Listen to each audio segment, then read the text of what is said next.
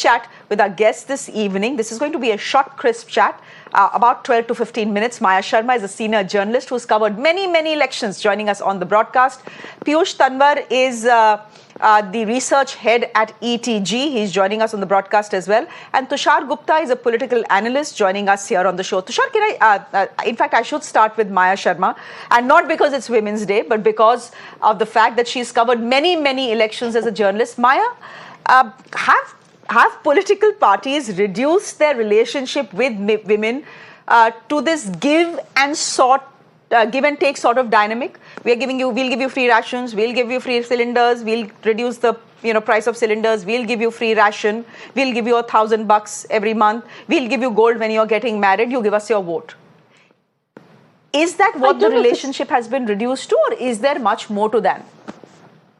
I wouldn't say it's a reduction as such, because it's certainly working for the political parties. At least that is what you would think. Take the last year's elections in Karnataka. There were several promises made, of which at least two applied to women. I'm not talking about stops on gas cylinders and household items, because as I saw on social media, it's not only women who eat. The gas cylinder is not just for women.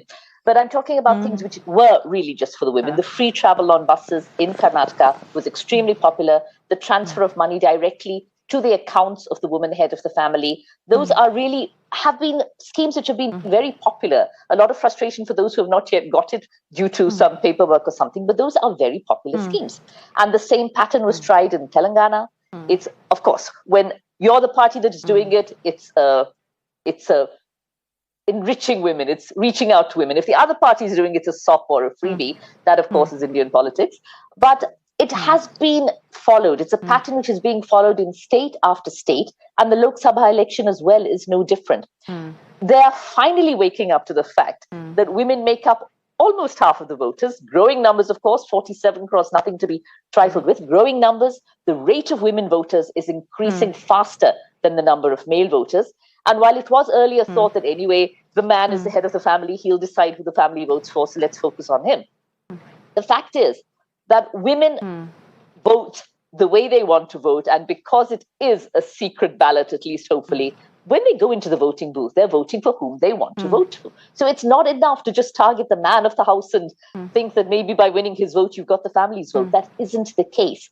I think the reaching out to women is a realization by the political parties. It's not maybe so transactional, but it's a realization that if we give a little, we may get a lot. Piyush Tanwar, any insights into how women vote in this country? Now, we are talking about women as a vote bank, and we are talking about them as a homogeneous vote bank, but that may not be necessarily true. Maya may vote for a particular party for one reason. I will vote for a particular party. My top priority, for example, would be law and order, would be safety and security for women. But that may not necessarily be the case for a woman in Odisha who's a BPL, who requires that ration, who will be happy if her gas cylinder is subsidized. So in any case, women, I don't think, are a homogeneous vote bank. But any insights into how they vote and what they vote for? First of all, Shreya, I would like to thank you and your team for bringing up this topic, because in the past, we have seen a lot of debates coming on the representation of women in the Lok Sabha, Vidhan Sabha, but this particular topic has always been ignored, like, how women votes or what is their mentality. So I would say my own personal reason, I was on the field. So in the rural areas, what we have seen, the welfare schemes do work, because if you see in the Madhya Pradesh, it has worked like very well for BJP, but it did not work for Rajasthan, because their entire campaign was spring campaign. So it's not necessary, it will work.